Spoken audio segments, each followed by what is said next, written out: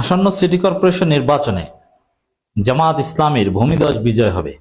প্রত্যেকটা city corporation নির্বাচনে জামাত জোট জিতবে। হ্যাঁ, পরিস্থিতি সেদিকে যাচ্ছে এবং এই ঘটনা বিএনপি টের পেয়েছে। টের পেয়ে তারা সিটি কর্পোরেশন নির্বাচন নিয়ে নাটকীয়তা শুরু করে দিয়েছে। কারণ এখানে দেখেন, এমনিতে স্থানীয় সরকার নির্বাচন, জাতীয় নির্বাচনে সূক্ষ্ম কারচুপি, ভোট চুরি, ভোট ডাকাতি অনেক কিছুই সম্ভব।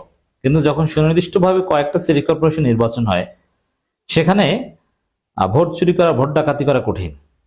কারণ পুরো জাতির দৃষ্টি থাকে কয়েকটা সিটি কর্পোরেশন নির্বাচনের দিকে।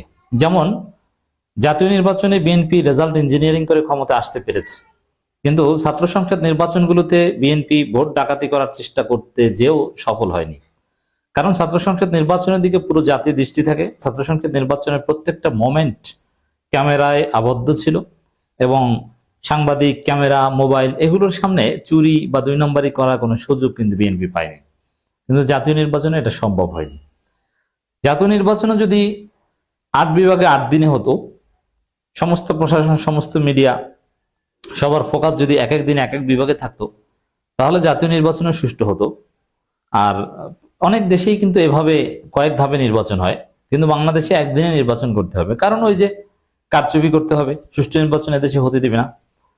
সিটি কর্পোরেশন নির্বাচনে কারচুপি করার সুযোগ কিছুটা হলো কম, করা যায় না সেটা না, কম। আবার এখানে জামাত এনসিপি আগের চেয়ে স্মার্ট হয়েছে। জাতীয় নির্বাচন থেকে জামাত শিক্ষা নিয়েছে যে কিভাবে তাদের ভোট থাকা সত্ত্বেও তাদেরকে হারিয়ে দেওয়া হয়েছে। অতএব এই মেকানিজমগুলো জামাত রপ্ত করেছে।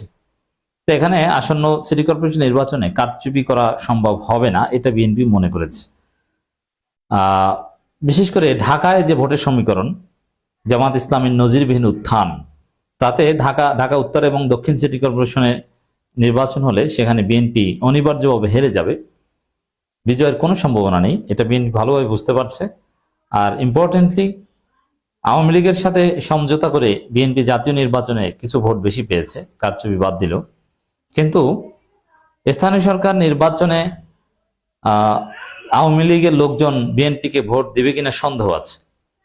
কারণ এটাও জানাজানি হয়ে গেছে। আর যে কথা আওয়ামী লীগকে দিয়েছিল ওটা পুরোপুরি পালন করতে পারবে না, যার ফলে স্থানীয় সরকার নির্বাচনে আওয়ামী ভোটও পাবে না। আর আওয়ামী লীগের লোকজন এখন স্থানীয় সরকার নির্বাচনে স্বতন্ত্র দাঁড়ানোর চেষ্টা করবে। যতটুকু বৈধতা পেয়েছে তাতেই এটা তারা করবে, যার ফলে আওয়ামী লীগের ভোটটা তাদের নিজস্ব একটা বক্সে চলে যাবে, সেটা বিএনপি বা জামাত কেউ পাবে না। আর তাতেই জামাত অনেক দূর এগিয়ে যাবে। এটা টের পেয়ে বিএনপি এখন ফন্দি করছে স্থানীয় সরকার নির্বাচন না দিতে।